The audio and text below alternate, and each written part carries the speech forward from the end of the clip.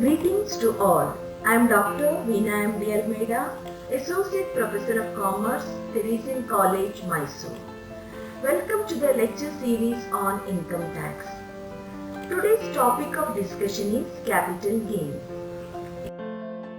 Capital gain is the fourth head of income chargeable to tax under Section 45 of Income Tax Act of 1961. The taxability of income under this head depends upon the four important factors.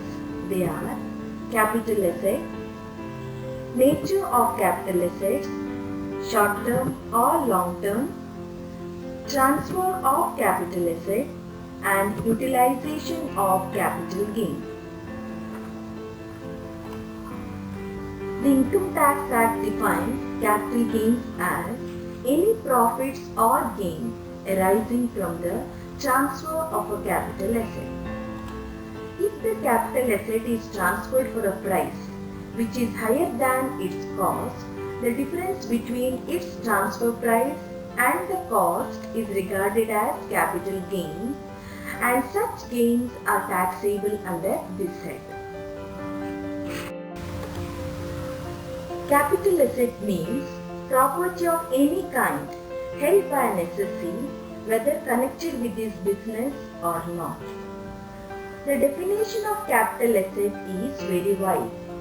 It not only includes the assets used by the assessee for business or profession, but it also includes personal assets of the assessee. The assets may be movable or immovable, tangible or intangible. Thus, goodwill, leasehold land, copyrights, trademarks, patents, etc. are considered as capital assets. Capital assets does not include the following: stock in trade, consumable stores or raw materials held for the purpose of assessee's own business.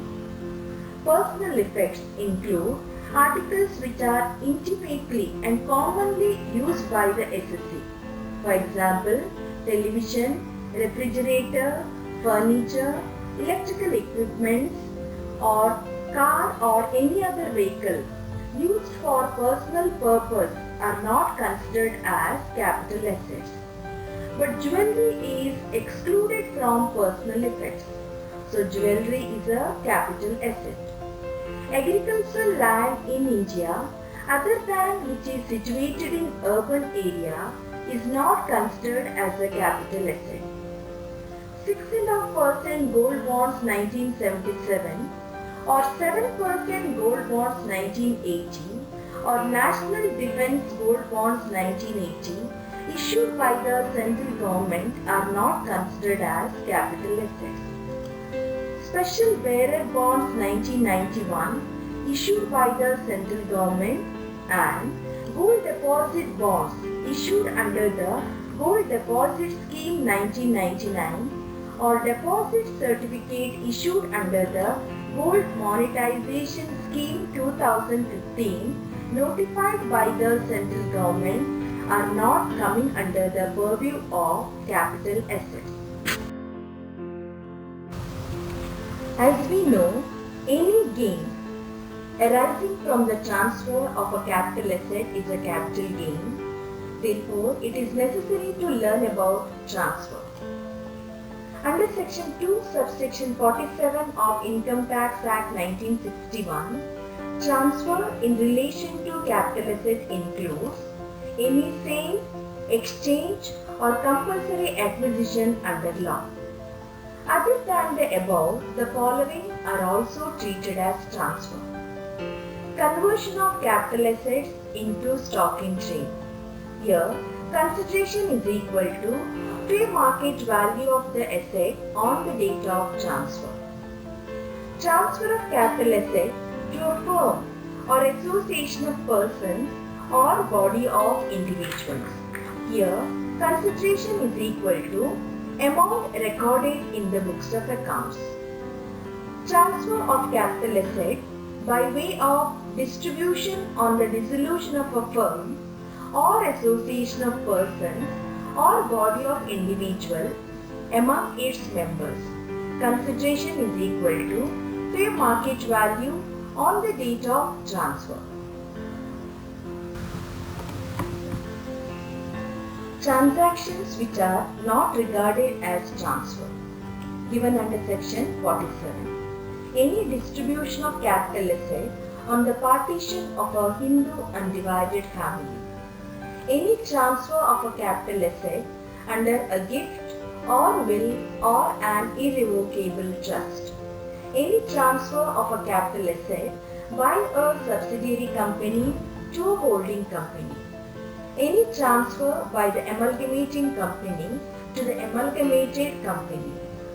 Any transfer by the conversion of debentures and debenture stock into shares or debentures of a company.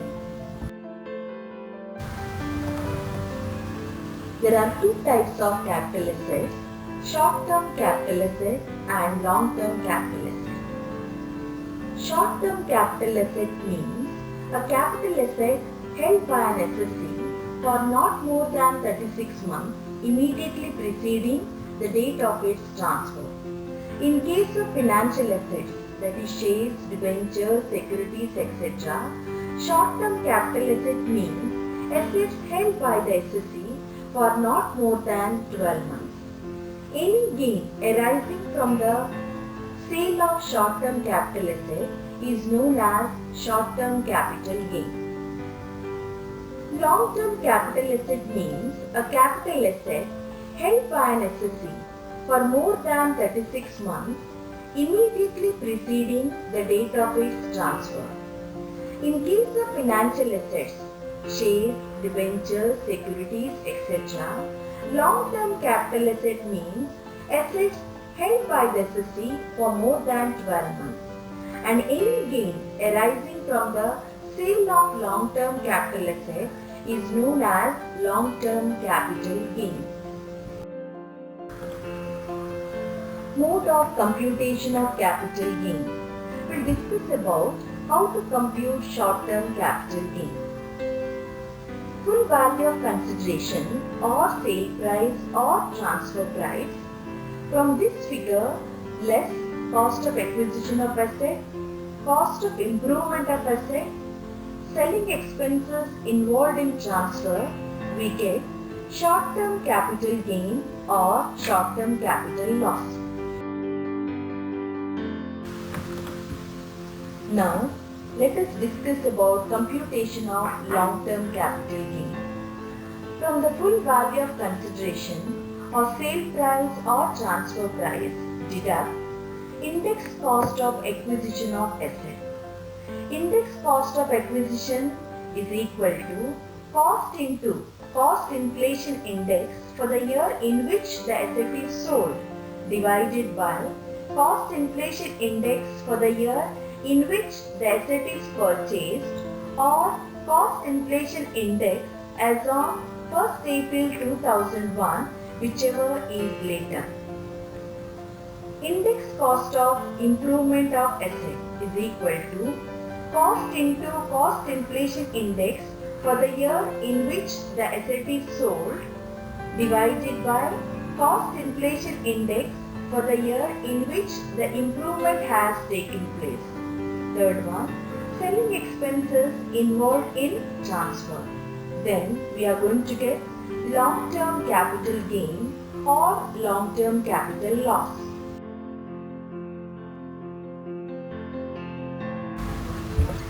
To compute long-term and short-term capital gain, we need to understand the term cost of acquisition. Cost of acquisition of an asset is the value for which it is acquired by the assessee.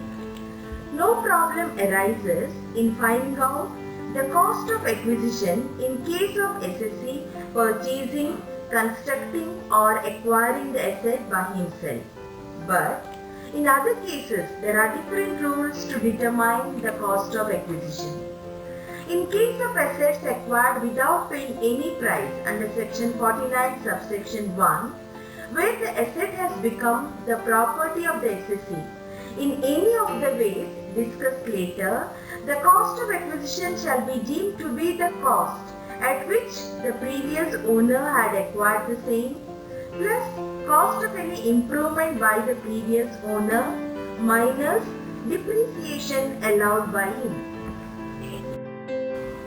The various cases where the assets acquired without paying any price are: first one, any division of asset by Hindu undivided family among its members on its partial or total partition, assets received under a will, assets received under succession inheritance, or any distribution of assets on the dissolution of firm, body of individuals, where such dissolution has taken place before 1st April 1987, or any distribution of assets on liquidation of a company, or any transfer of asset to a trust, or any such transfer from a parent company to its subsidiary Indian company or subsidiary company to its parent company, or any such transfer of asset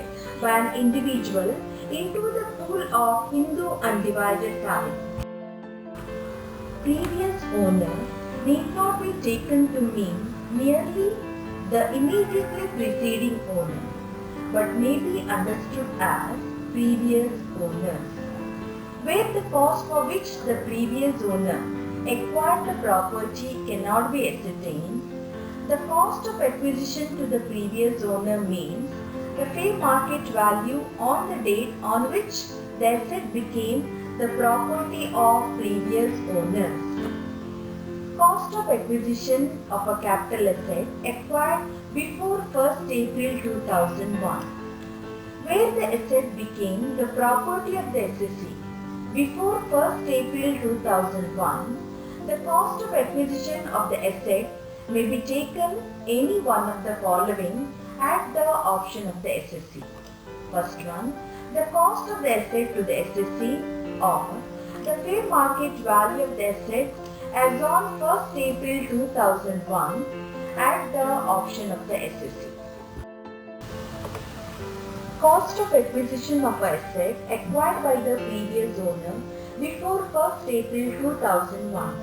In this case, any one of the following will be taken as cost of acquisition at the option of the SSC.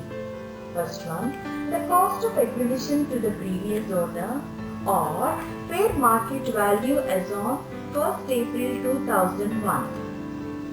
Cost of acquisition in case of bonus shares, where the bonus shares were received prior to 1st April 2001, cost of acquisition of asset is taken as fair market value as on 1st April 2001.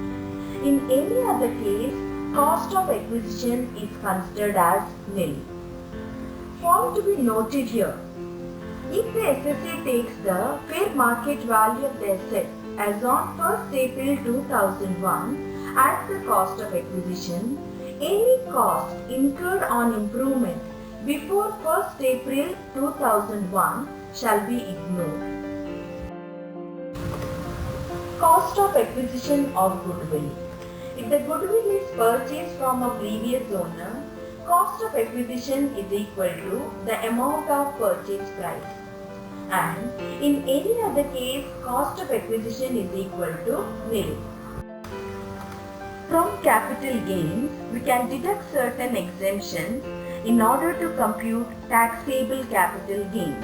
They are: capital gains arising on the transfer of property used for residence under section 54, capital gains arising on the transfer of agricultural land under section 54B, capital gains on compulsory acquisition of land and building section 54D, capital gains arising on the transfer of long-term capital assets invested in units of a specified fund, section 54EE, long-term capital gains arising on an investment of the consideration in a residential house, section 54F, capital gains arising on the transfer of assets during shifting of industrial undertaking from the urban area to rural area, section 54G.